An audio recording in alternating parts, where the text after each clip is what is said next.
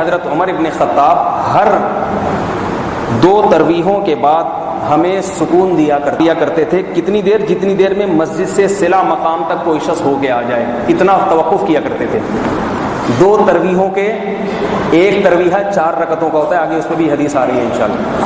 2 تراویح کتنے ہو گئے؟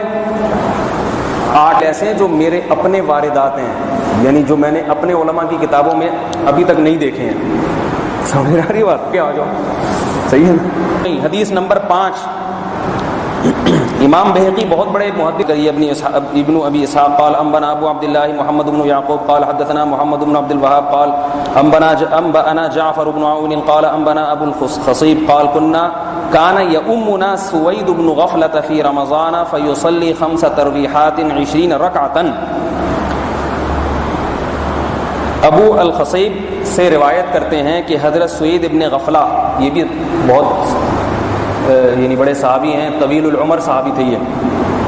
وہ ہمیں رمضان میں 5 تراویحیں پڑھاتے تھے. 5 تراویحیں.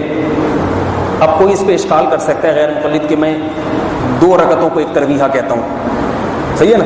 تو آگے اس کا جواب دے رہے ہیں 20 رکعتاً یعنی 20 رکعت. 20 20 کو کہتے ہیں یعنی 20. تو اس سے تراویحہ کا مطلب بھی اس حدیث سے پتہ چل گیا, اور سوید ابن غفلہ رضی اللہ تعالی عنہ جو صحابی رسول ہے ان کی رکعتوں کی تعداد بھی.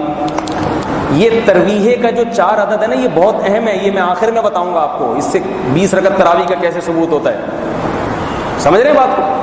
تو پتہ یہ چلا کہ 5 تراویح حضرت سوید ابن غفلہ پڑھاتے تھے.